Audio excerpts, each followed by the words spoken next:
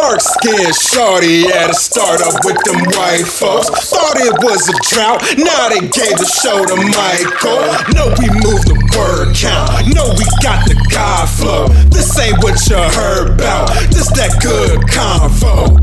Good convo, good convo, good convo. This that good convo. My name don't hold that kind of weight out here. It wasn't that. It was not that. No, you got the weight. No, fuck that. This is officially like, I guess I got to do the intro over again. It doesn't even matter. But fuck it. No, it's cool. Like, you know what I'm saying? I say live and direct, but I say recorded and direct. We recorded and direct. We in Minneapolis today.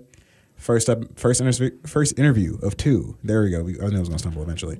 First interview of two. This is the Good Convo podcast brought to you by Vanden, Me Please. It's your boy Michael Penn II, a.k.a. Crash Prez, a.k.a. Young Crashes Clay and all that.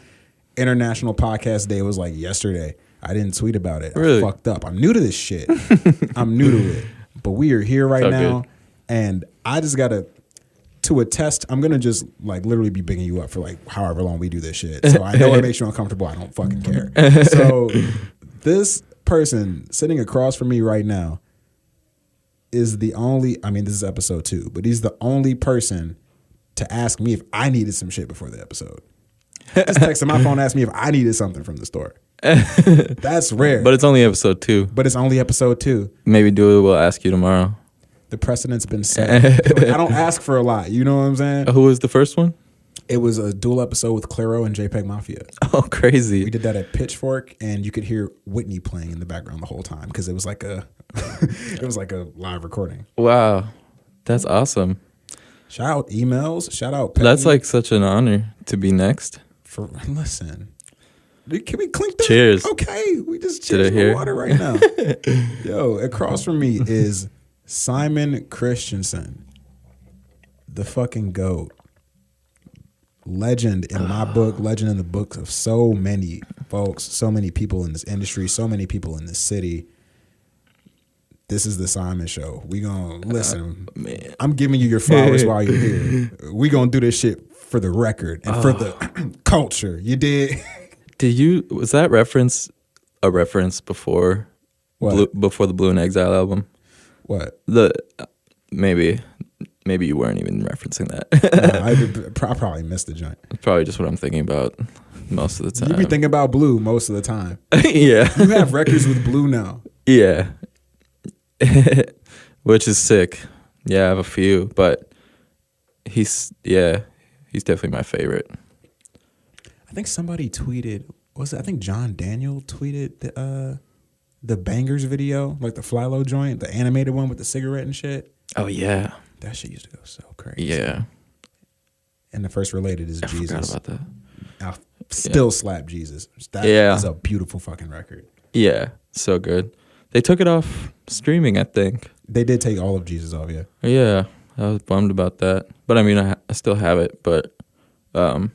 No, you said I'm gonna give you your flowers while you're still here. Oh, now I get it. No, I just mean that. Period. As a person, I'm gonna give you that. Before we proceed, I want to say thank you to Foolproof Studios. I want to say thank you to Jacob, who's engineering this today, and to Eric, and for having us up here. You know what I'm saying? We had to get on the Southwest flight. You dig? Had to get up off that plane. I had a weird moment. I was listening to Astro World all the way through, which I don't do, right? I think because when it's like turbulent, even briefly, I need to turn on some hype shit. Like I'm turning on Drake or I'm turning on Travis Scott so I could just clutch the edge of my seat and just get through this turbulence and shit because I can't be on a plane and not think about death, right? So as I get off, like I'm letting it play, which I don't do. I pay for like the business select shit because, you know what I'm saying, it was like travel budget, but there's $16 to upgrade. So I was like, I'm a flex today and today only. And I upgraded and I sat in the front. I was the second person off the plane. And Stop Trying to Be Guy was playing. And when I walked into the terminal, you know how they have people playing guitar or piano in the lounge sometimes? And just waiting? There's this black dude. I shouldn't say that. It was this older black man. He was playing guitar. And the fucking shit he was playing was in the same key of the song. Oh, sick. I was listening to the second verse of that, and Travis Scott's just talking about whatever the fuck. And like literally, it's like the strums and the freestyling are the same key of the song. So cool. Like in rhythm too a little bit. Oh God, yeah, like slightly off, like it was another texture, like it was a new cut or something. Right. Algorithm. That's so sick. Out of pocket. You just stop in your tracks. I could have cried. Oh, I brought you a gift. You brought me a gift? Yeah. We nardwared up right now. What the fuck is this? It's a fan. You plug it into your phone and it spins. Oh shit! I'm about to plug this in live in HD. I'm gonna let y'all see if y'all can hear it. Oh fuck! It's actually for. I got the new iPhone too. Yeah, and I know you have iPhone now. Because you used to have the green text. I noticed.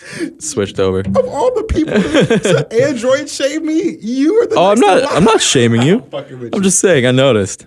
I hate when people do like shame for that. It's internalized. It feels like shame because all my Apple niggas, the day I got that shit and it was blue text, niggas was all like, "Wow, welcome." I did notice though, but yeah, I re-gifted that. Jeremy gave that to me, and now it's yours. To put it on. You can pass it on one day if you'd like. To my what kids? Whoever, yeah, to your kids. I'm gonna do this right now. It's not working. Right it's now. all good. You don't have to do it right now. Right. I just wanted to do that for the textures. Just indulge in a little Apple supremacy right quick. Yeah. Salute all my Android users listening to this, whatever podcast app. Do you have an aux input? No, I had to buy a dongle. Yeah, so annoying. So you can't use the fan while you listen to music, I guess. Unless you get like a splitter, I think. Yeah, if I'm hot. Those exist. And I was listening to some hot shit. Yeah. I can't. I'm ass out. Just so y'all know, this is just every time I see Simon for an extended period of time has passed between we last talked. So whatever comes out of this is what y'all getting. This is the homies kicking it. Like, this is my dude. Where did we meet? We met, I think we first met in Madison at Snake on the Lake. With Krista? Yeah. K-Radio? Mm-hmm.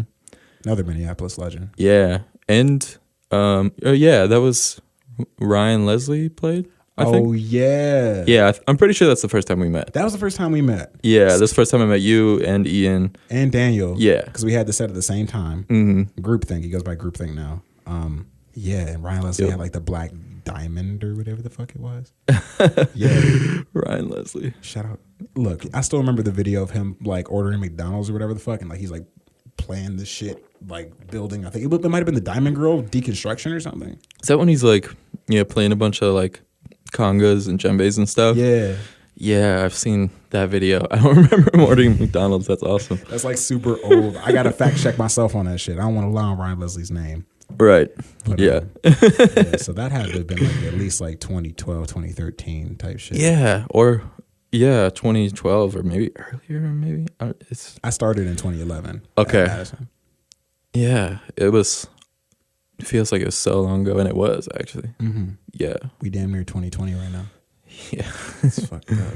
It is. And then we got closer like when me and Daniel were in Brooklyn together because we had interned at Hot 97 summer of 2014, which was the summer that Hot Nigga was everywhere.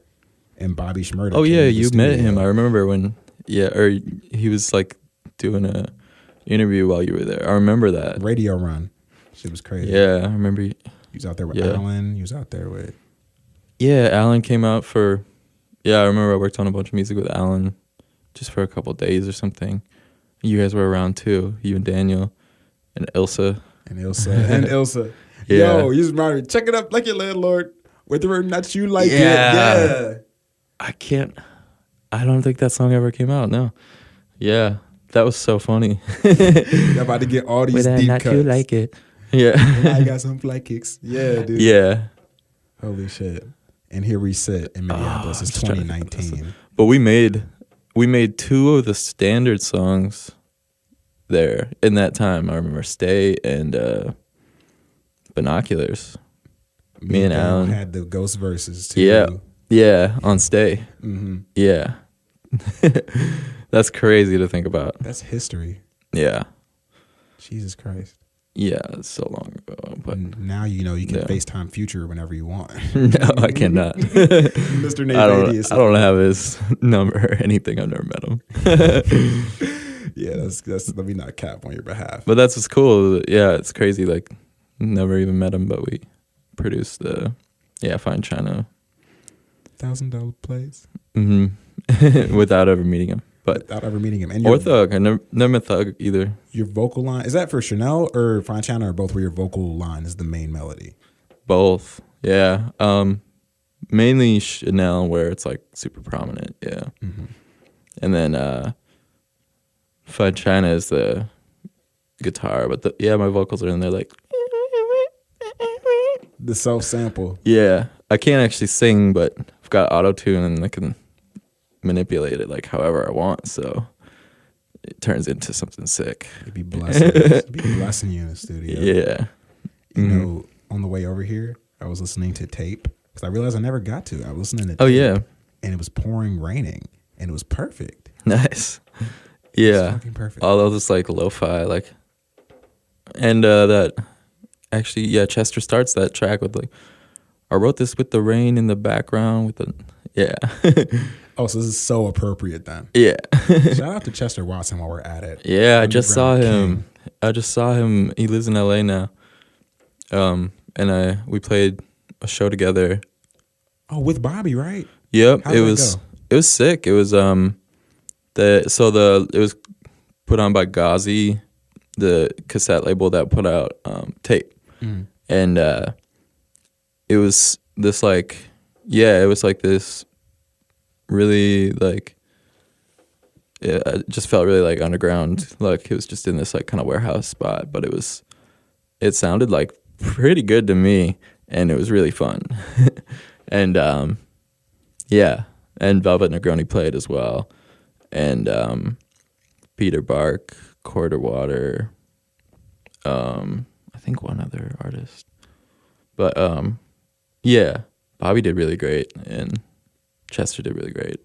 Jamie did. Everyone did great. So this is like some real like underground LA type shit. It was a crazy lineup, yeah, and he's talking about like we should do that at Minneapolis sometime. That would be fantastic. Yeah, and we could get so much more. Like, you know, we could do like even more artists. You know, that was actually something I wanted to ask you more specifically, because I asked when I talked to Flying Lotus last year. Whoa! I asked him. It was post Low End Theory, or it might have been like around the same sort of time where either Low End Theory was about to have his last show or it just ended. It was somewhere in that window. And I had asked him the way he sort of came up, where like beat tapes were the thing, like pre-internet, and he had to hustle in that sort of LA environment where the scene like hadn't really, you know. Yeah. I was asking him, where would someone who's just getting into like that beat scene type shit even go? Like if there's no space for them, like if there's no Low End Theory in their city or no equivalent night, like where would they go? And he didn't even know because he doesn't step out as much anymore. But yeah, is that the same case in Minneapolis? I know Shrimp Nose does a lot of stuff like that to keep that culture going, but where would you go if you just started making beats today and wanted to go deeper in that? I guess it depends on what your goals are. You know, like if you're trying to do something like what Flying Lotus does, like an instrumental career or something, like if that's what you're interested in, or like like being like a producer artist like that, that's a really good question. I don't know. Yeah, probably like some of the beat battles and stuff that Shrimp Nose has here, or maybe just like just the internet, you know, just putting stuff out. But yeah, if you're trying to meet other producers and learn from it and stuff, yeah, here I would say those beat battles are sick. Like, just because you hear like so many new producers that you didn't know were like really insane, you know? Because there's actually so many. Like every time I'm there, like I got to judge one of them once, and it was so hard. They were all really good. And they'll just be in the cut in their bedrooms, just fine, showing up out the cut. Like machine SP in hand. Seriously, like so many of them were like, oh my God. Like I just like want to work with like all of them, you know, and like I don't even, it's like so hard to keep track of them all at the same time. It's so magical when it's like you just, wow, I'm in a room where I'm surrounded by so many people doing so much fire shit. Like go to a night, like an open night where everyone's just on their shit. It's just, that's the sort of energy that can rejuvenate somebody into wanting to get back at it. Yeah, definitely. It's really inspiring to see some of those. But Shrimp Nose moved, right? So I believe he's returned. Oh, okay. That's what I've heard. Yeah, if he's still doing those, that's awesome. Because it is like really inspiring just to go to that and hear like new stuff and be inspired by it. Steal it. Just play it. Replay it. Yeah. And even now it's just so like it's kind of like an industry expectation for producers, especially like rap producers, to market themselves like rappers do. Like anyone, even in the music industry, it's like if you take a rapper marketing yourself approach just to get sort of attention towards you. Like now we have like a Metro, now we have like a Jetson made. Now like that is, not like we didn't have super producers before, but that's like a thing we're returning to the producers for it. Mustard, like someone like that. Yeah. When you were first getting your traction, did you have to be cognizant of the way you were marketing yourself to get attention, or did it all just happen? Right. Like from the beginning, I just always thought of it as like, it just felt natural to like, market myself as an artist rather than, but still like a producer, but like, having my name like be something other than like my real name, you know what I mean? Not like, and I started putting out music like as instrumental projects, you know what I mean? So it was like, that's how I'm going to do it, you know what I mean? And like even, like I started out like wanting rappers to use my beats so bad and like wanting to hear that so bad and like sending them to people and just like always hearing like, oh yeah, it's gonna come out soon, or I'm like gonna record it soon, and it just never does. So like I just like started putting stuff out. It was like, tired of waiting on rappers. Yeah. Literally. And like it, so I felt like I was like just forced to, you know. I was just like, I want to put this music out so bad, you know. I don't want to wait on these people, you know. Like I keep asking them like, gonna use it, and they're like, yeah, but it never happened. So it's just like, all right, I'm just gonna put out instrumental projects like beat tapes and stuff. And but I was thinking of it more as like projects, you know, not just like something that like freestyle over in the world. Yeah. Not just the only capacity that would exist in. Right. Yeah, it would be like whatever you want it to be. Yeah, listen to it just as it is. Like, you know, I had like interludes and stuff, or just like just like the way I put them all together was like just how I definitely thought of it as like a project rather than like just a beat tape, but still cool if people listen to it like that as a beat tape, you know. So I feel a double-edged sword for that, because I be taking a year plus to rap on shit sometimes. But then I also want to apologize to every producer I've done that to, because like the producer rapper dynamic is so fraught, especially when niggas just don't do the shit. Yeah, and I definitely, it's definitely nothing against the rappers. You know, it was just like, it just felt like I had to do it, but I get it when it takes forever, you know, like I take forever to do everything I do, you know, so, but it's just like, it's hard to like wait on other people sometimes, you know, so, and, you know, a lot of those beats still like got used for other stuff that it was going to be used for anyways, and that's fine, you know, so, or it's cool with me at least. So I guess it's not always cool with like the rappers if the beat just comes out, you know. Who were you looking towards back in that day when you decided to drop projects under your own name? Like, who were the producers and artists that you were looking towards, whether it's in real life, in the scene, in the Twins, or on the internet, or both? Like, where did you get that blueprint from to even do that? You know, like even just like I was listening to so much like Madlib around that time and Dilla and stuff. So just that even, I think that's what started it, you know, but even like then afterwards I started listening to more like, you know, like Fly Low and Shlomo and stuff, like the newer like instrumental beat stuff for inspiration or whatever. And but yeah, initially it was J Dilla and Madlib for sure. Just like thought their stuff was so sick, just the instrumental projects, and then like sometimes there's like a couple rappers or singers or whatever. Like obviously Welcome to Detroit and The Shining and stuff, like there's features and stuff on it. And eventually mine started as just instrumental, but so I guess like I was listening to a lot of Dilla and Madlib around that time, and like, you know, those Madlib like The Medicine Show and stuff like that. It's just all like instrumental stuff. I was really into Special Herb shit too. Yeah. All those, the torrent file with all the volumes in it, the Doom shit. Yeah, like all 9 of them or whatever at the time. Bullshit. It's like 0 through 8, whatever the fuck. Yeah. Because each one is 2. Yeah, exactly. Yeah, that was definitely an influence for me as well. Those were so good. What, in a sense, I think like back in my clique of rappers back in the days, like you weren't really out here busting until you rapped over motherfucking One Beer. If you don't have a One Beer freestyle, if you can bar out for 3 minutes straight, you're not out here yet. Yeah, that sample is insane. That's it's like this French fusion stuff. What are they called? Oh, is that the Cortex? Yep, Cortex. Yep. That whole album that has the One Beer sample on it has so much heat on it. Like that's the same drum has the bum, bum, bum, bum, boom, boom. That's the same. Is that the same song? It might be the same song or the same album. Everyone's touched those two samples over and over again. I'm thinking of the la la la la.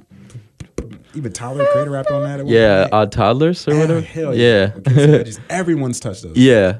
Because that shit is so fire. There's like so much fire in just that song too. And yeah. We talking blog era type shit now. Yeah. So if you didn't have like, everyone had an Amileah freestyle and everyone had an incredible freestyle, like the Mickey Fax song. Oh yeah, Mickey Fax. Like everyone had. Tyga had one. Nigga. You could go to like the Two Dope Boys archives and type Incredible in. Like everyone had one. Right. Yeah. This is like, that's funny to think about two different. Like everyone has like an Amileah freestyle, and then there's like everyone has like a One Beer. Yeah, that's like the underground equivalent. Yeah. Like going to currency exchange shit. Right. Dude, rappers don't even participate in that shit that much no more. Like there's no like summer where it's like, this is the song, all right, everyone's gonna kill it. Yeah, that was fun. That was so fun. Yeah, like hearing like everyone do, like The Game had an Amileah remix, I think, and like Jay-Z did the Billy. Oh yeah, a Billy in there. Call me Philly Collins. I feel the villainous in the air. My kisses, he did do that. But yeah, that was really fun. That was for a while. People were doing that, right? Yeah, it feels like just, I don't know if it's a streaming thing or like just a moving away from mixtapes because niggas get sued thing. But the collective remix culture is like outside of radio freestyles or like just clips on Instagram or Twitter. It's like there's no communal like, this is the beat that niggas like, we're gonna all try to do the best on this and maybe you might get more traction because of it. That's so fun. I don't know. Yeah, it's definitely dead, right? I hope because it's definitely dead in like the mainstream at least. I mean, like there are official remixes and stuff, but yeah, it was like, you know, like Nicki Minaj would do a remix for like an unofficial remix of whatever's popping, you know? Yeah. Like, or like, yeah, like Jay-Z, or it's like, it's crazy to think about that, where now it's just, it would just be an official remix, I'm assuming. Especially when somebody would just get a breakout record, like a new artist, and then someone that gigantic would take it, whether they know it or not, and then just give the other motherfucker that type of a boost because they're on that beat with that person, and that producer gets a deal, that nigga gets a deal. I guess everyone was doing the race, right? Yeah, kinda. Yeah, that'd be the last thing I heard a lot of them, but I didn't. That was like how I heard a lot of Rico Nasty new artists. One. Yeah, that's where Rashad had one. That's where I heard Rico Nasty the first time. But I beat a bitch. Yeah, yeah, okay. Mm-hmm. Yeah, my friend Raina showed me that, and I was I think that was the first time I heard that beat too, and I was like, this beat's crazy. But then I heard everything else. Yeah, you heard everything else. Yeah, but I remember hearing a bunch of remixes of that. So maybe we're wrong. I pray we're wrong because I'm kind of, and I know like we're like, you're 26, 7, 8 now. 8 now. Yeah, as of August 26th. Oh yeah, happy belated on some podcast shit. You dig what I'm saying? You a Leo? No, that's the Virgo. Leo. Okay. Yeah, there's no way you could be a Leo. Really? Yeah, on some Aquarius shit. Yeah. What are you? I'm an Aquarius. Okay. January 29th. Nice. I think it's like the day after J. Cole. I think the same day as Oprah. I think so. My birthday's the same as Macaulay Culkin. Shout out Macaulay Culkin. And I met him in Germany, and I was trying to think of a way to bring it up without being like, I knew this was the same. I knew we had the same birthday. Yo, how did you finagle it? It's like we didn't. I didn't. I just let it. I just gave up. What's Macaulay Culkin look like? He looks really nice. He looks good. He looks rich. That nigga look rich. He's really funny. He's cool. That nigga's 39. Oh yeah, he does not look like he's 39. Rich. He's too cute. Yeah, rich, exactly. Talking cash shit. Macaulay Culkin. Yeah, all these famous people looking young, they're rich. God, how do we get to the Leo thing? How did I get to the Leo shade? Your birthday is 25, 26. Okay, here we go. I know it's so, and maybe that's an internet thing too, or maybe it's just the way that we perceive time and how quickly it is when we get older. It moves faster, right? Mm-hmm. The same way it's hard to see communal remixes happening like that. Sometimes I'm like, yo, like, do the 14-year-old versions of ourselves that exist now, do they still... Like, is there still banging on the lunch table, banging on the locker, or niggas still congregating and ciphering? I mean, obviously, I know a lot of folks who teach youth who facilitate those spaces still, but outside of like an artist learning community thing, is the average United States high schooler who's into rap music doing that? Oh my God, I have no idea. That's a good question. They all have like Triller and shit and TikTok. Yeah, we should ask someone who works with them, you know? I was thinking about that today, like, when like my mom would come down when I'd be like just chatting on MSN or something, and like how weird that must be. Like she'd be like, what is this? What are you doing? You know? Are you talking to strangers? Yeah, but it's just like my friends or whatever, but it's like, that has to be weird. Like as a parent, like, this is one of the first generations to see that where like your kids are just talking to nobody or like what, like just typing into a computer, like what are they doing, you know? I don't know. And that must have been weird for my mom to be like, or like all the parents of that generation, this generation, whatever, just like, what's gonna happen to my kid? You know, like what are they doing? What's gonna happen to the world? Like, what is my kid gonna be turning into? Like this, like just talking to nobody on the just typing all the time. Like what, you know what I mean? Like it must be a little scary for some parents. Is all I'm saying. Like this is when Chris Hansen is still like super poppin', where it's like niggas is just getting set up. Oh my everyone's God. trying to meet 12-year-old decoys and shit. Yeah. And then it's like, you know what I'm saying? I couldn't have a MySpace for like a brick because it's just like, you think I'm gonna just give a random nigga the fucking crib address? Right. Yeah. My parents were like, what is this MySpace? What is it? Like, they just wanted to know what it was. Even when they found out what it was, they were like, it's okay. You're good. But like, I get it. It's like kind of frightening. It's just like playlist, Mom. A little startling. Yeah. I just want to make my homepage song or my top 8. I just need to add Lil B. Let me do this. Let me get this CSS buzzing right quick. Let me put Lupe Fiasco on here right quick. Let me put Charles Hamilton on here. Yeah. Leave me alone. Like, Charles Hamilton. Go. Dude, MySpace, I still don't think there's a better social media. I found so much music on there. Elaborate, please. It was the best place to find music. Like I don't know why. I've never thought about why. But we can figure it out right now, maybe. I was on iMeme. You remember iMeme? No. There's iMeme, so it was like MySpace, and then there was Bebo for like niggas who just, you know, didn't graduate to MySpace yet, or it looked safer, it was way less known, you know, didn't have the parental stigma attached to fucking Bebo. But iMeme was like this weird playlist site where like niggas would just illegally upload all kind of shit. That sounds like a good one. Yeah. I was on MySpace just like, I think I was just like, I'm not saying like I was part of some community on there, but I was like digging into like, I would just like, it was like my friends would share music on their profile or something. I don't know. I never found a better social media than that. Just because I found so much music on there, like so many bands that actually like got really big and they are still big or whatever. It's like I found them on MySpace at least, you know. Maybe that's not how they got huge, but that's where I found them, you know. And like I really think it's the best social media. I tried to find my MySpace a couple months ago because some of my first raps I ever dropped were on like MySpace music. No bullshit. Did you find it? It didn't. I think it's down. I think maybe somebody like bought it or moved it. Because when I remember my the page. Oh shit, yo, look.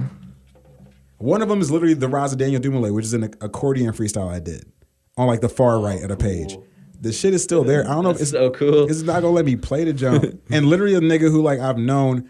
Wow. So my top 8 is what the first one you is. Still have your top 8. Is Matt Vista, who's half of April and Vista, the producer, and then next to him is Sir EU, my fucking dog. Like that's.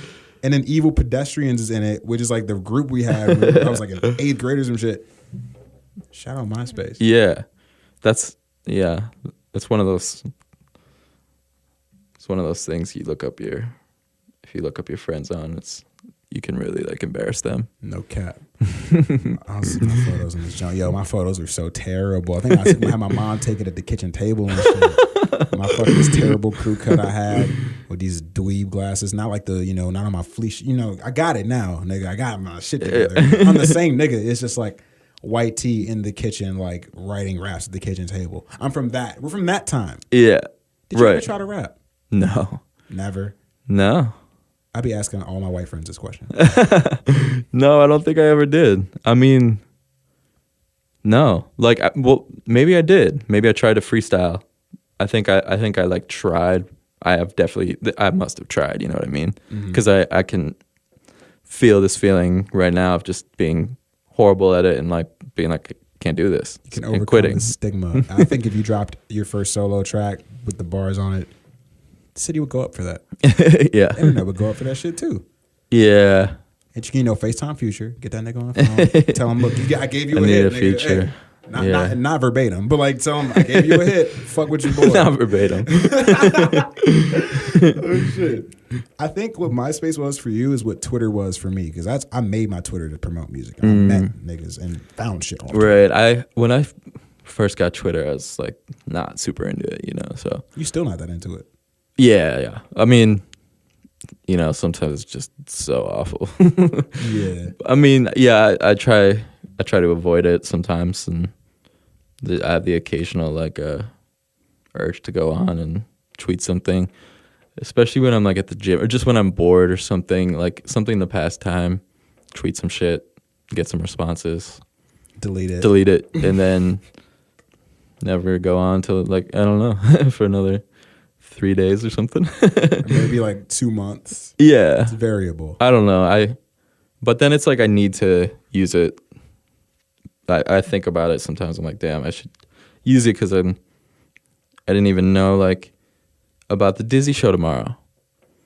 It's crazy. That because of the Twitter. Yeah, the lineup is insane. Ridiculous. Yeah. For $15? Are you fucking serious? Yeah. But what? She texted me about it. I'm gonna be there.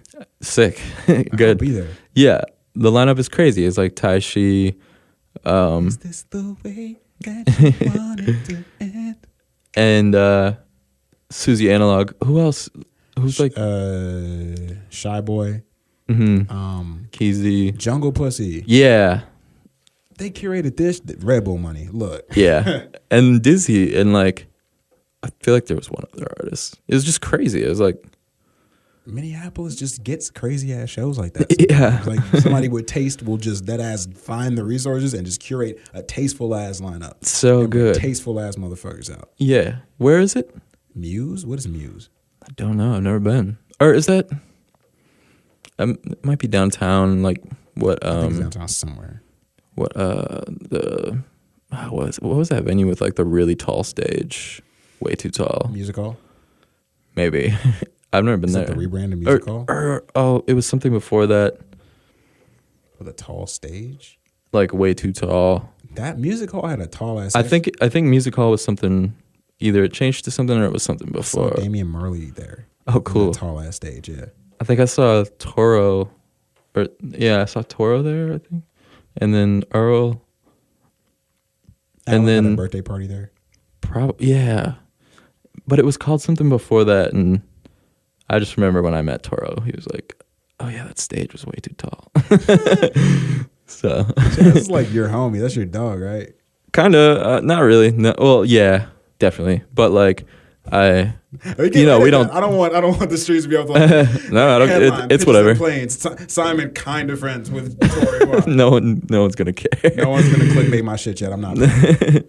Yeah, I'm not. But he's definitely like the homie. But we don't like talk super regularly. But it's all love when I see that guy. But we text occasionally. Shout out the homies you text a couple months like, hey, you okay? Right. Yeah, you finna be in this city? It's not even like that. So. No. You okay? Damn, I should text him that right now. You just okay? Out of context, he would be so confused. Make a nigga be like, did I miss something in my own life? Like, right. Fuck? God, okay. We ended up from like MySpace to Leo to a whole bunch of other shit. This is how I want my podcast to be like this. This is good convo. Yeah, God damn it. A great time, honestly. Yeah, fun. I'm doing this with a smile on my fucking face. Yeah, me too. I just love you, dog. I love you too, man. I love you, man. It's so good to see you. God damn, you got the Ice Boy hoodie on today. Yeah. You know what? It's all rainy. It's the only clean piece of clothing I think I have. I'm gonna tell you what. Your CV on your website, it told on you, nigga. You got new shit with Corbin coming? Do I? That's what this says. And the streets need that. There's a lot of Corbin music that'll come out. Yeah. This shit says it says Corbin multiple songs expected 2019. Yeah. I think that that discography was written a while ago, and it might not come out this year. We'll see. Cause you popping, you fucking popping. Simon's popping. Stop playing. I also wanted to ask you, what was your musical background like prior to self-publishing and putting out tapes? I was in bands, playing guitar, and I did sing in so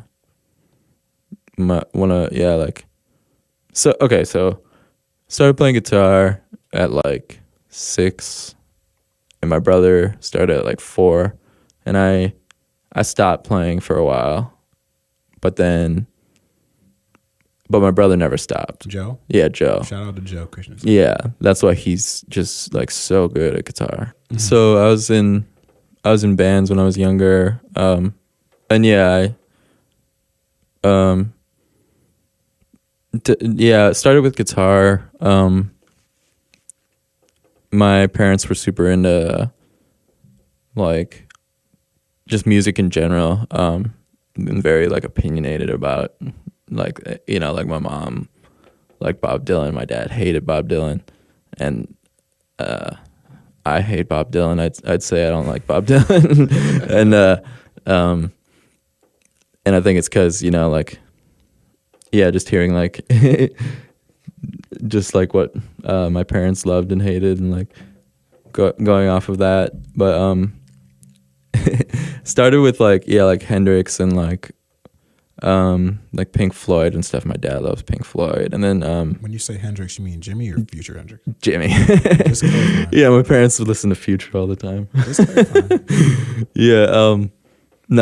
was like 5, and my brother and I were just like so obsessed with music, like whatever my parents would listen to. And my mom would listen to a lot of Motown. She's from Detroit, so she would be into like just like a lot of R&B, and they both loved blues a lot, like even like Robert Johnson and stuff I would be hearing as a kid. And I think actually we started off with blues. Like that was the first music my brother and I were into, and that's what we were like trying to play on guitar when we started playing guitar, which is really funny. So did you come from like crate digging culture? Did you do CD order shit, or was it when you really started forming your own taste on the internet? I would say yeah, like came from like crate digging, but not for sampling purposes originally. Yeah, but just because like my parents had a lot of records, a lot of CDs,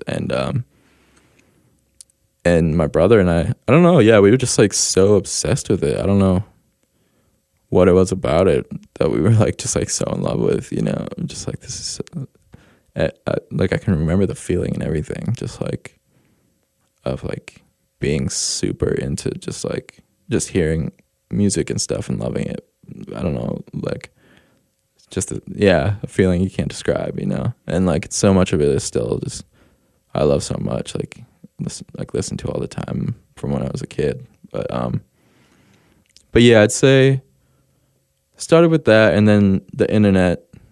I like was super into just like MySpace, where I found out about so many bands and stuff, and I went through so many phases, you know, like and then like in elementary school is when I got into like hip hop, like I think my first hip hop album was Country Grammar, and I was like, yeah, like 7 or 8 or whatever. And so I got into like, early 2000s hip hop when in elementary school.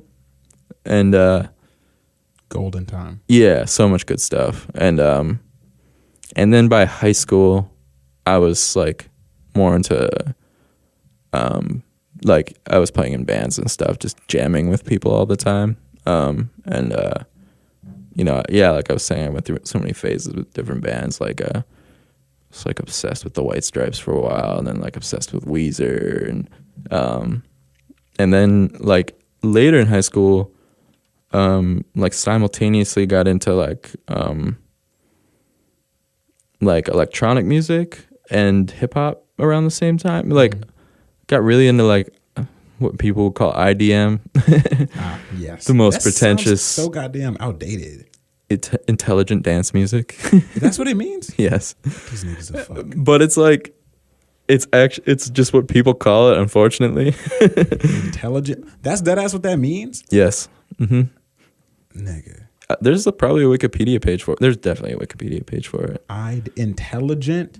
IDM, just the search genre IDM. name, the subgenre name has the word intelligent in it. None of the artists wanted to call it that, I'm pretty sure. It just it's like it's like chill wave, or something like that. It's probably white people. Yeah. Oh yeah, definitely. It's like Aphex Twin and Autechre and stuff like that.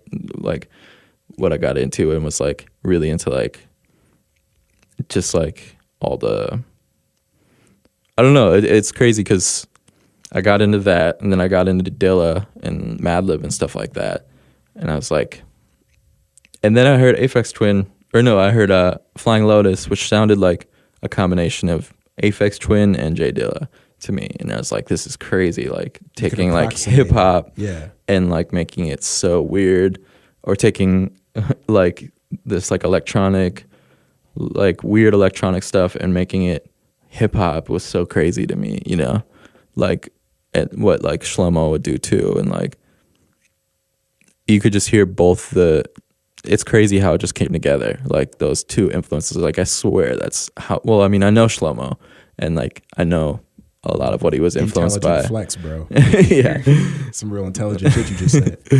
And I know like what his influences were.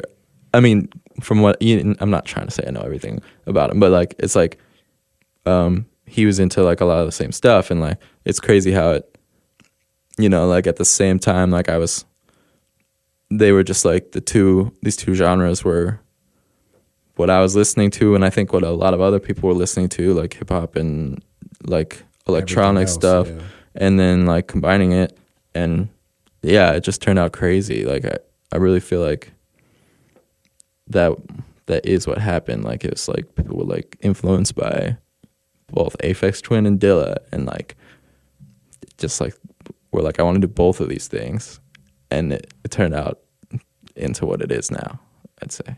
And somehow we ended up here. Yeah, I don't know what the hell. Like, yeah, it is what it is now. All these people with we just some kids with computers. Like, okay. That's a great line. Yeah. Yeah, for real. No, it's the facts. Like the same earlier point you were making about how just being a parent and watching the people you created typing these weird ass machines that they bought, and then you just literally a decade, however long it takes, you turn it into an actual career where you're like living your life from it.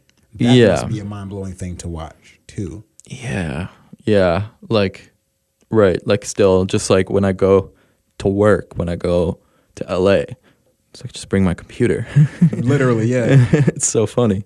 Like, how did your parents like see your success? Like, did you have to explain a lot to them? Like, is it kind of the way you came up in the rooms that you're in now? Like for someone who's not in the industry type of thing, it takes a lot of explaining. But you know, you have music in the crib too, so right. I feel like my parents, they just like they would like hear what I was doing at home. You know, when I was working on music, like making beats and stuff. So they just kind of get it. Just they just kind of got it like as it was happening, and you know, like and they're super supportive, which is awesome. And then just like explaining, I rarely have to explain like exactly what I do, but to them, because I think they just get it, you know. But which is awesome, because it's so, you know, when like older people are trying to ask you like, so what exactly do you do? Yeah. Especially when like you're a producer, they're like it's really hard to explain. I don't know. At this point, I just say I play guitar. I play professional guitar. Yeah, professional guitar league. And when people are like, so what do you? When they're like asking what I do live with somebody, I'm like the computer and guitar, and they're like the computer. You know, just like the computer. I don't even know how to explain it, and like I don't really care to. I made PowerPoints, you know, so the thing you see on the screen when people play, I just play PowerPoint. I made those. I curated those. Yeah. Curated. See, you're it's a curator. Kind of a great idea for a show. I'm a vibe curator. Yeah. And like PowerPoint themed show would be tight. PowerPoint, somebody has like really like shit. Terrible like cuts and like just projected huge like word art, clip art, all kind of shit. Dude, yeah, the little clip art guy. Or the little what's that shit called? Didn't they kill that? They killed that nigga. So I was trying to tell Jeremy you should get a tattoo of that, and he looked it up because he was like, yeah, and then he looked it up. He's like, it just doesn't look very cool. Bill Gates killed that nigga. Yeah. R.I.P. him. Yeah. Let me not gender a fucking paperclip. Matter of fact. Yeah. Well, I don't even. I feel like his name's like Clippy or something. That's Clippy. Very gender neutral. So. Yeah, Clippy. You know what I'm saying? What? Could be anybody. Yeah, it could be the whole clip. R.I.P. Clip. Yeah. Big facts. On the through line of how has 50 minutes gone by already? No clue. Really? Yeah, for real. On the path of success, when you started getting like your mainstream placements, like I'm talking back when you were rocking with Doc still and doing weekend stuff, like what were the most immediate changes that you noticed when you were pivoting into, wow, this is like quote unquote big league shit now? I would say that I didn't really feel that way until a long time after. Not a long, but yeah, after the weekend stuff. It's like I feel like people think I did a lot of weekend stuff. I really did not. Mm-hmm.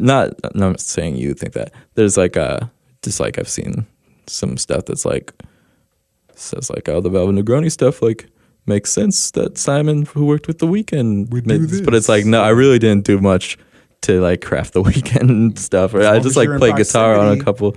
You did the whole album. As long as you're in proximity, you might as well. Like that's what people think, but no, right. I didn't do much at all. I just played guitar on a couple songs, and it's like, so yeah, I didn't feel it till I probably when I was like, yeah, definitely done with like that era, and like wasn't even working with Doc anymore. It was probably when well, I guess it's hard to explain too, because it's like when the Standard blew up, that was like, okay, I quit my job at the restaurant I worked at. Which one?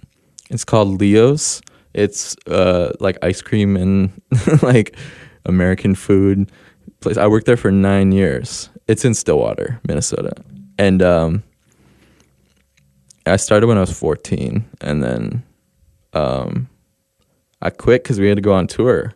And it was like after 9 years, it was like, so that was like a moment where it was like, oh wow, like, you know, but I still wasn't seeing like a ton of money or anything, like. And that's the sort of disconnect that a lot of folks who aren't in it, they don't see that. Right. Yeah. Like they're like, it's not like you're like rich all of a sudden, you know. Right. But it was still huge, you know. Like I didn't realize it was as big as it was either until like recently, when it's like I go to sessions and people are like, oh, like, you know, like people who are like running this, or like the artist I'm working with is like, oh yeah, I was at that Standard show at the Roxy, and like, or whatever, and like y'all impact but like it's like I didn't even know that, and it's at the time it didn't feel that crazy. It was just, but I guess it did at the same time. Like I had to quit my job and stuff, but I was still just like, you know, I don't know for sure if this is like, if I have enough money right now, you know what I mean, to just like keep paying rent and stuff. But so I would say that didn't happen till like I started working with Bon Iver, and like playing festivals and stuff. Let's go. Yeah, that was. I feel like that was the biggest shit was when I got to work on that and like we went on tour as Velvet Negroni opening for Bon Iver, just like a few shows. Shout out Jeremy. Yeah, for real. Shout out Velvet Negroni, and yeah, he's my roommate. No, that's one of the best fun facts I saw on your recent press run that you live with Velvet. That's so tight. Oh, it says that online? Yeah. Cool. In a couple of them, because I had to research him, and I'm like, oh, y'all niggas live together? I didn't know that. Yeah, we moved from that place. Like I lived in that spot on by the Anchor. Still? For how long? No, I don't anymore. But I lived there for like 3.5 years, maybe. It's like the longest I've ever lived in one place other than my parents' house, and then. But yeah, I still live in Northeast with him and with Falls. Oh, he's still around? Yep. I'm glad to hear that. Is he decent? Yeah. Yeah, he's still making music and everything, and obviously. Fuck yeah. And how's Gunnar? Oh, he's good, man. Yeah, he's like, he lives with his girlfriend. He's doing really well. Yeah, he works at the U of M, I'm pretty sure. Like all the homies get the shout out today. Yeah. Yeah, but I don't see Gunnar a ton, but he's like doing really well, which is awesome. That's good. Yeah. And but yeah, back to the question. Yeah, back to you for real. It wasn't until we got to go on tour with Bon Iver, and like we're just like working at Justin Vernon's studio all the time, and that was like when it felt like, okay, I'm actually like, you know, also like it paid really well. Like touring with him is so cool because he's very like generous or not even just generous, just fair. You know what I mean? Like the way it should be. Like it's like, oh, we have this enough money to pay you this much, so we're gonna do it. You know, rather than like, well, we have enough money to do it, but we'll only give you this much. So take this $50. Yeah, welcome. You should be thankful. Yeah, be thankful. So that was really awesome, and and then like when when Chanel came out, Thug and Gunna and Lil Baby song. Like I have to explain what song that is. Oh yeah, every email I see, I be getting random, whether it's from Braden or somebody else. It's like produced by Psymun, like parentheses, Future, comma, Juice WRLD, comma. Like I know, nigga. I know. Right. And that was me and Grinch and Wheezy produced Chanel, and that came out, and I was kind of like immediately like, oh, that's awesome. You know, to hearing the song, it was so cool. But I was also like, probably like not gonna make any money off this, like for whatever reason, you know what I mean? But we actually got like everything worked out great for both. And then Fine China came out, and like the splits are awesome and everything's awesome. Like it's like, I don't know. I guess I just like it came into it kind of cynical, like expecting to be fucked over. Yeah, definitely. But it all has worked out pretty well. I asked you this when I saw that record came out, because I was like, damn, every time, especially when I watch Public Perception Review, every time you get a W, niggas is like, fuck yeah, like Psymun got another one, let's go. Like, right? At least that's how I see, right?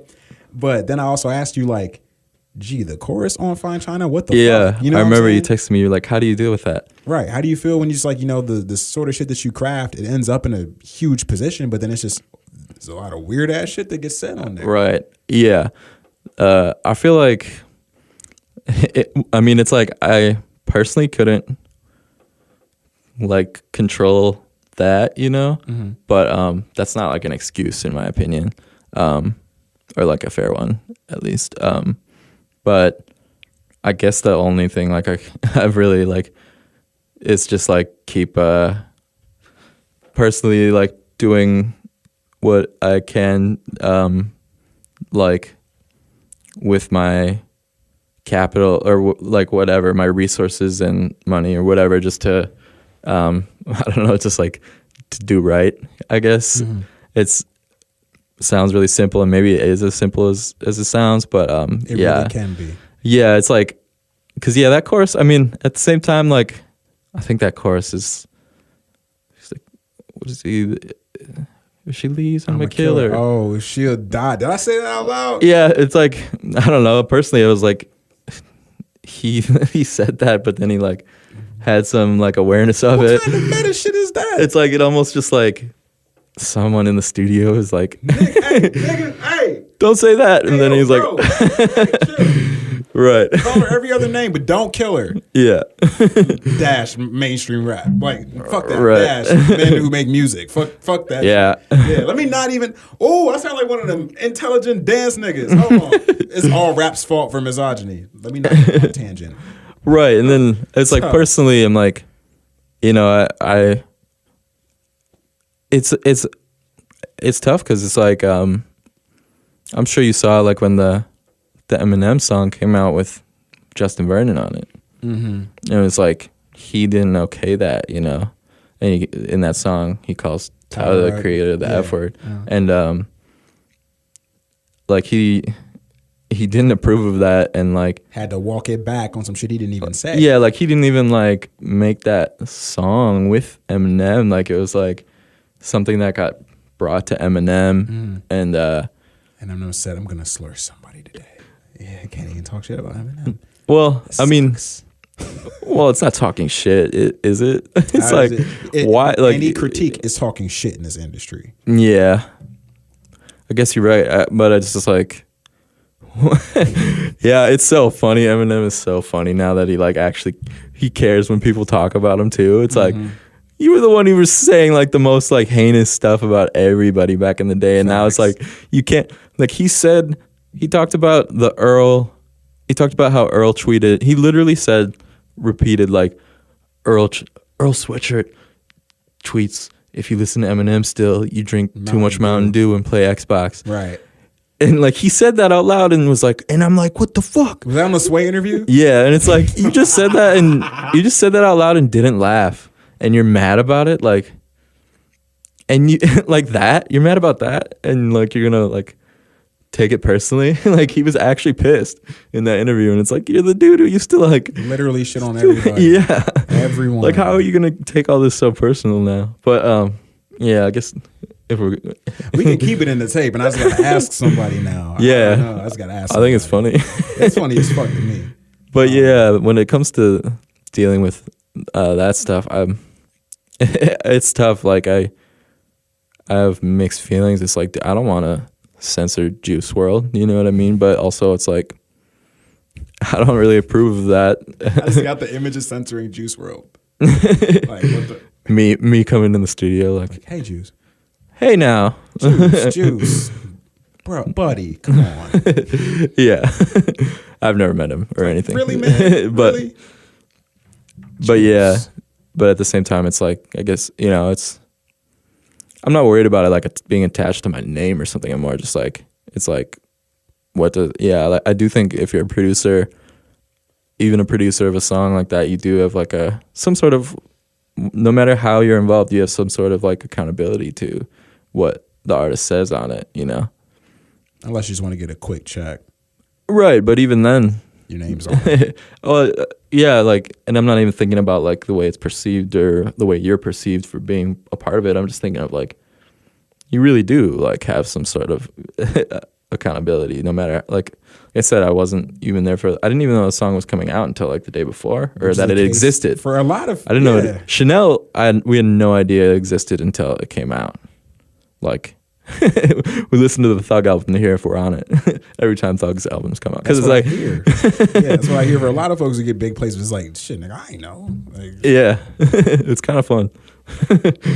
So I had a question actually, and you had a through line before we got to Eminem joking that like, yeah, it comes back to this. So on the idea of being like a producer with a lot of like cultural capital, it's growing, your profile's growing, and you've put in a decade plus of work in the scene in the city. Something that I've noticed, and I've spoken with a lot of the folks that you're around right now currently, like Dua, Dizzy, Velvet, and even before that, like Krista, Allen, et cetera, like the black artists in the scene trust you. And anyone I talk to never has a negative thing to say about you. Yeah, I mean, that might just be they're not saying everything, you know. I'm just saying I don't know if they all trust me, you know what I mean? Yeah, well, I mean, like, I don't know why. Most, I would say from what I've observed is that you are good money and you are surrounded by black artists all the time who would even trust you to have you in their orbit. You know what I'm saying? Because even that, regardless of the work, it's such a involving non-black people and black artists' visions. It can get so touchy, even if the connection is there, even if the music is there. And I'm saying that you've been in a position where a lot of folks have trusted you to some capacity to execute. Yeah, at least to some point. But yeah, I can't like. I guess I'm just trying to say like I'm definitely not perfect. Like I doubt like they all fully trust me. I mean, like some of them, you know, it's like Jeremy is like one of my best friends, and it's like that just comes to a point like how much do you trust anyone or something, you know? Mm-hmm. But you know, like I can't say that like they all like all artists and anyone like fully can. It's like I guess I'm just thinking of trust in general. Like how do you really like white savior you up on the platform right now? You know, that's not what it is. I'm just saying like. To make the point of you being cognizant of like your place and everything, and the reason why you've persisted for so long, from what I've seen, is that you have the approach where you learn from things and you remain perceptive and you know where your place is and what you can offer to folks, which is why people continue to come for you. Yeah, not come for you, come to you, not come for you. Like fuck some. Yeah, I guess so. I haven't even like. I guess I haven't thought about it to that point. Like, I mean, I definitely, like, I trust so many people. Like, you know, I don't know why I'm talking about trust. Like, it's so sacred. Like, even though it is, but like, I'm like getting too like deep about it or something. But yeah, I just feel like I've just been working with the people that like.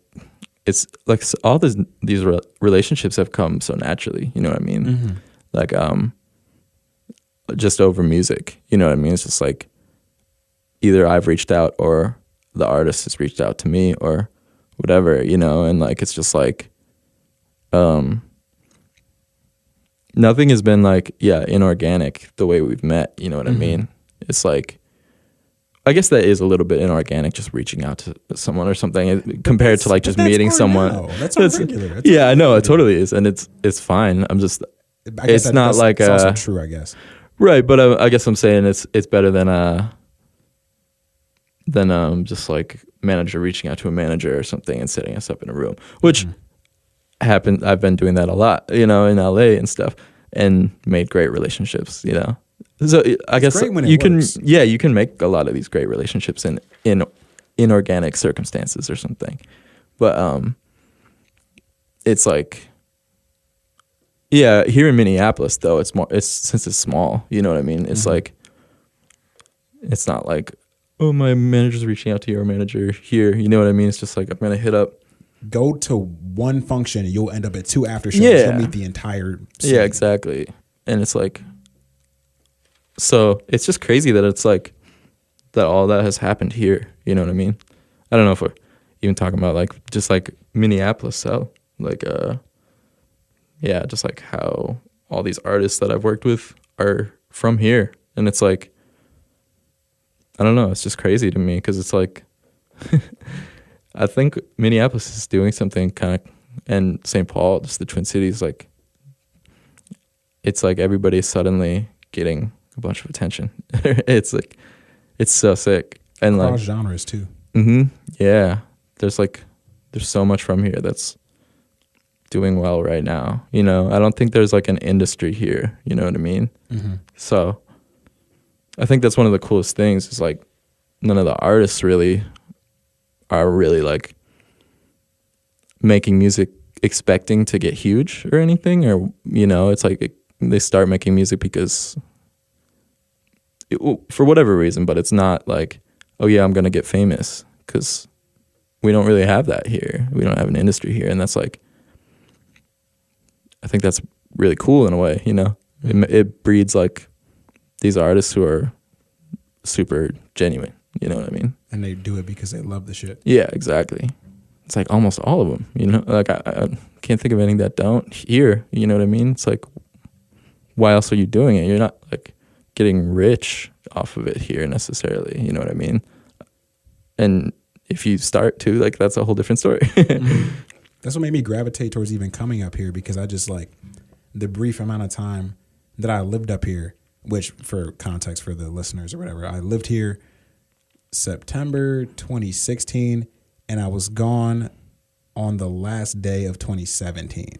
And I came up here because I knew that there were folks like you, or like, you know, Tech or Meta or K Radio, the Shrimp Nose, who I met off of email actually, and then like ended up linking with, like, etc. Like, all these folks, the Rhyme Sayers adjacent folks, like just folks in the queer scene and the black queer scene out here, like.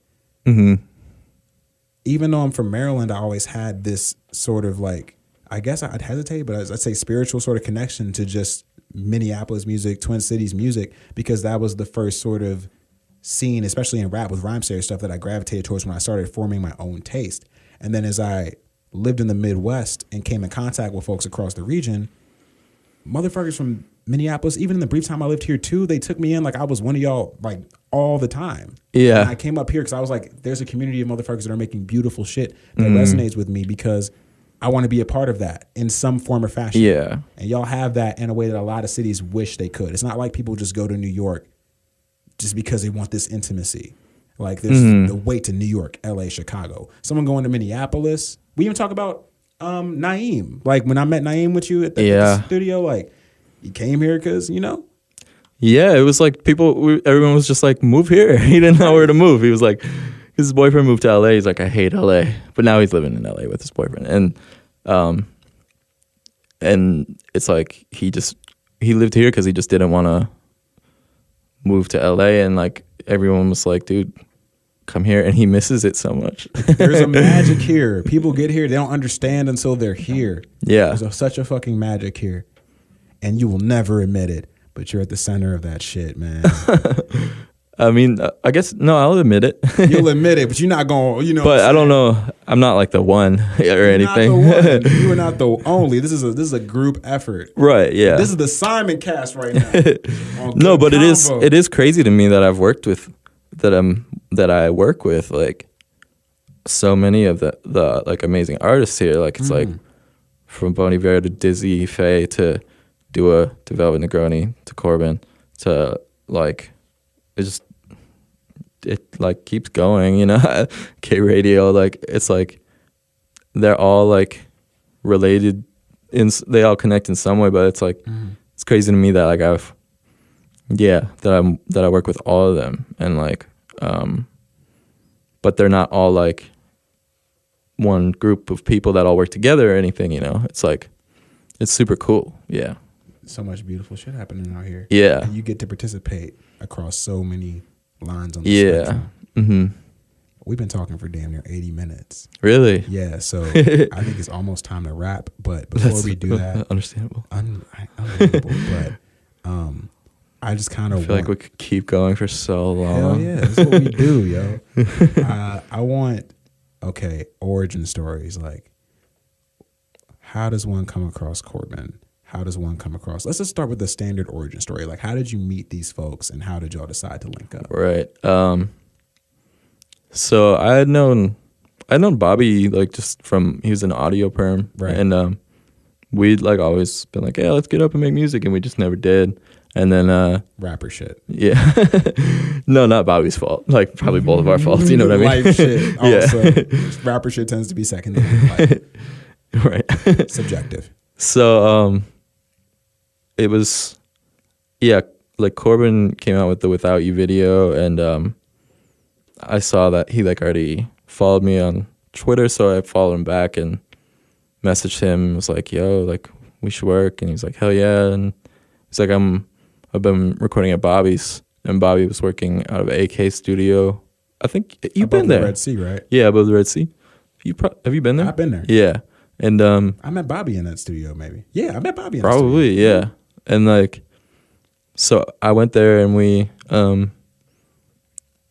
made the song Blind, which was on my Pink Label EP, yeah. Which for record, I copped a cassette off this man when we was all in Brooklyn, and he signed it with a dick.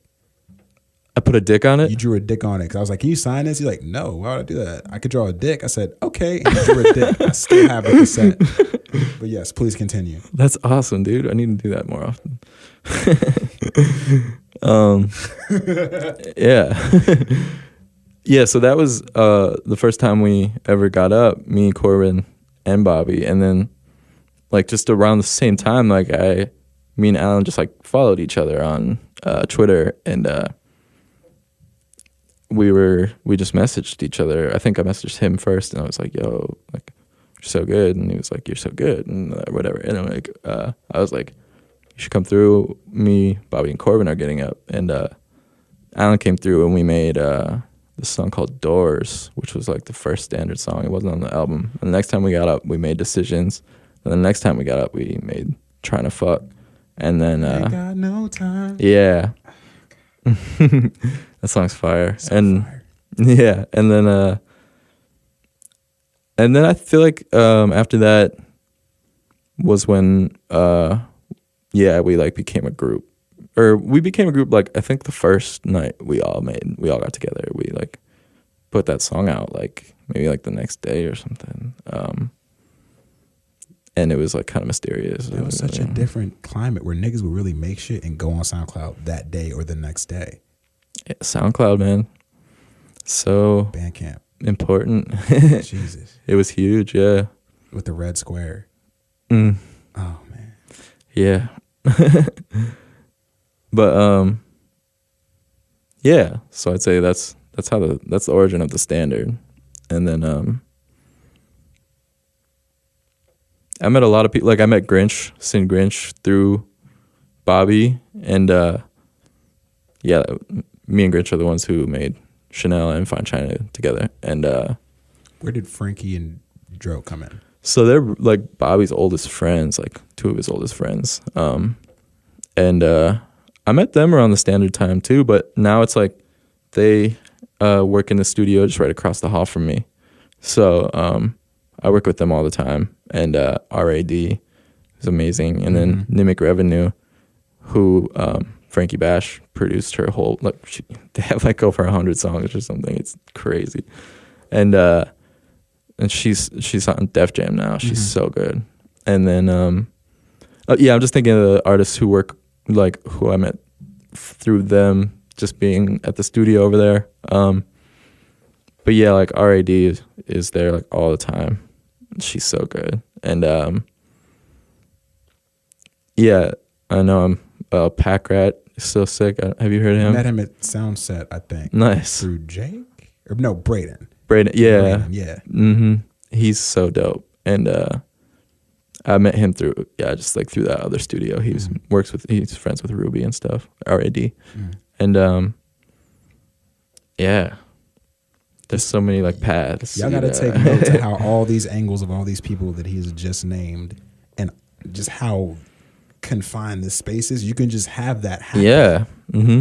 That's what's going on in the Twins. That's how you... Right.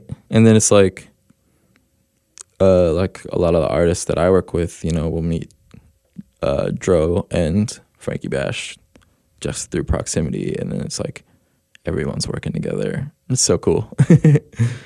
This is so cool. Jesus. Yeah, man. Wow. I had a question about you being in the Concord situation. Oh, yeah.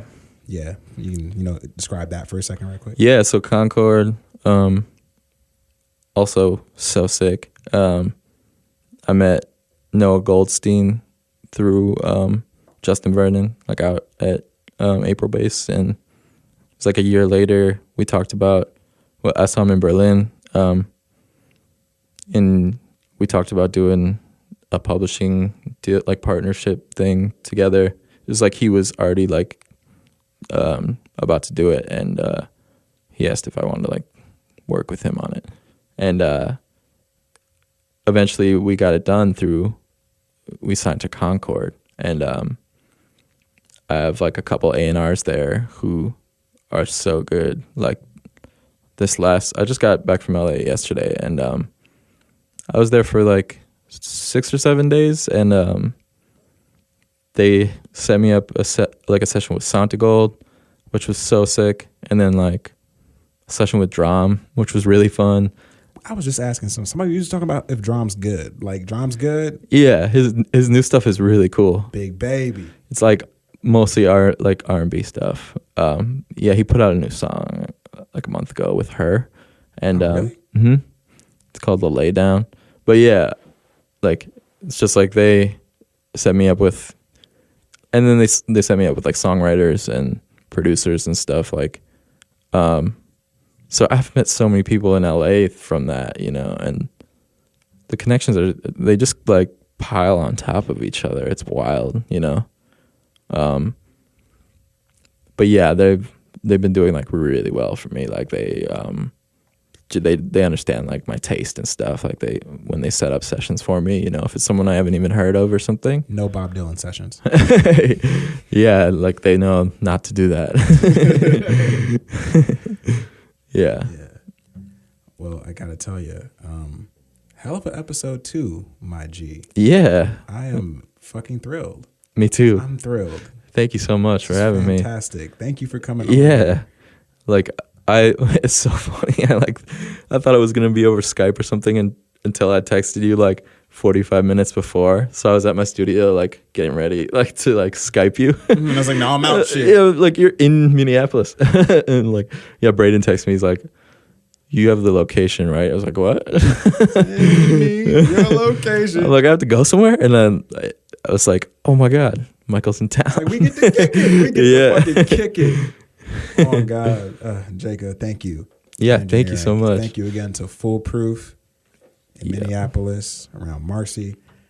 This was the second episode of Good Convo, a podcast brought to you by Vinyl Me Please. Did you hear my voice crack? I'm getting over a cold. It's your boy Michael Penn II, a.k.a. Crash Prez, a.k.a. the rapper with a podcast. That was number 2. Shout out the whole team. Shout out the whole Twin Cities. Yep. Shout out goddamn Afro Deli. Shout out the motherfucking Razid Fifth Element. Shout out. Who you want to shout out? Midway Contemporary across the street. They've got Slauson Malone's art gallery right now. Jasper Marcel. Yeah, I got to see that. It's there till October 26th, Minneapolis. God, I'm just very warm and satisfied. Anybody else feel super warm in here, or am I fever? It is warm in here, but I feel great. I feel fucking great. That was Good Convo. You know how the fuck we rocking. You know exactly what's happening, what's occurring. Follow us on. We on Spotify, we on Apple Music, we on SoundCloud, we on YouTube. The podcast app? I don't know. Maybe. Is this live? Not a chance. But you know what? We out here now. We doing the goddamn thing. So thank you, the listeners, for tuning into this shit. We're going to be right back with more. Crash Prez, Psymun, Jacob. We out here. Peace. Peace.